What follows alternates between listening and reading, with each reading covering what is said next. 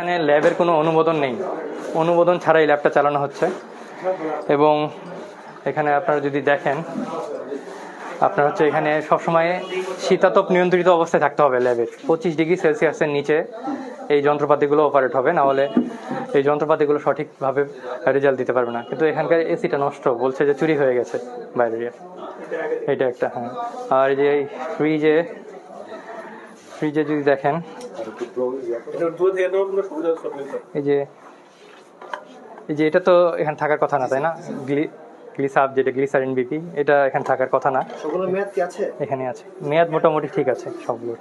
স্বাস্থ্য খাতে যে অনিয়ম, দুর্নীতি অথবা যে দালালদের দৌরাত্ম অথবা বেসরকারি যে ক্ষেত্রে যে অনিয়মগুলো রয়েছে, এর বিরুদ্ধে একটা আমাদের নিয়মিত অভিযান অব্যাহত রয়েছে। তার অংশ হিসাবে আজকে জেলা প্রশাসন নরসিংদীর পক্ষ থেকে মোবাইল কোর্ট পরিচালনা করা হয়।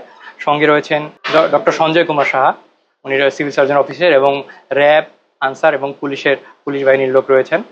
তো প্রথমে আমরা অভিযান পরিচালনা করি ইবনে সিনা হাসপাতাল, একটি বেসরকারি হাসপাতাল, এখানে ইবনে সিনা নরসিংদী হাসপাতাল।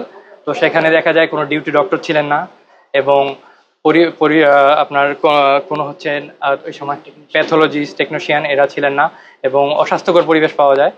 তারপর হলো রেজিস্ট্রেশন করা নেই, 2018-19-এর পর তারা রেজিস্ট্রেশন করেননি, এবং অনেক অভিযোগ পাওয়া যায়। তো এই সবগুলো অভিযোগের ভিত্তিতে তাদেরকে হচ্ছে ভোক্তা অধিকারের সংরক্ষণ আইনের 52 ধারায় হচ্ছে 1,30,000 টাকা অর্থদণ্ড করা হয়, এবং 7 দিনের সময় দেওয়া হয়। 7 দিনের মধ্যে সবকিছু ঠিক করে আমাদেরকে রিপোর্ট করবেন, এবং না হলে পরবর্তীতে আবার অভিযান পরিচালনা করা হবে। আর বর্তমানে যে হাসপাতালে আছি, নরসিংদী ল্যাবেইড হাসপাতাল, যে ল্যাবেইড জেনারেল হাসপাতাল, এখানে আমরা এসে মালিক পক্ষ বা যারা হচ্ছে ম্যানেজার বা চেয়ারম্যান কাউকেই পাওয়া যায়নি, শুধু কিছু কর্মচারী রয়েছেন।